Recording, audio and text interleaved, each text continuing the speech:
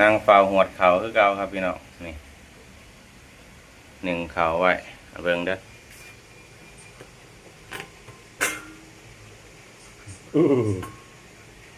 เห็นบ่พี่น้อง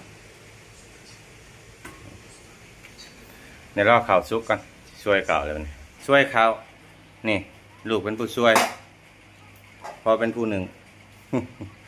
นี่เป็นคนช่วยเขาคือบ่เนาะติงลี่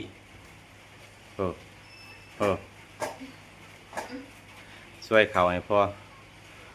ออกกำลังกาย นี่สุกแล้วติงลี่ แล้ว สุกแล้วคนในนี่หัวจักเฮ็ดเวียกเฮ็ดงานช่วยเขาให้พ่อให้ยังแต่เบิ่งเขาฮ้อนๆพี่น้องมา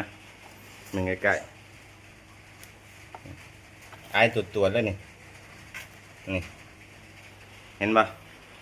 เวลากินยามแรงนะจ๊ะมากินเอามึงเด้อนี่พี่น้องอุ้ยฮอตช่วยเขาไม่ไหม้สีหอม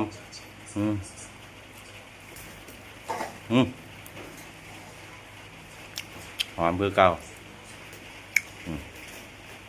แซ่บพี่น้องมาเด้อกินข้าวไม่ไหม้หนึ่งไม่ไหม้แซ่บ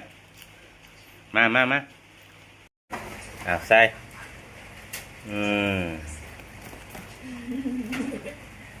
ด้วย เอาออกดีๆนี่พี่น้องห่อนๆเลยนี่ไอ้ตรวจกินกันแซ่บ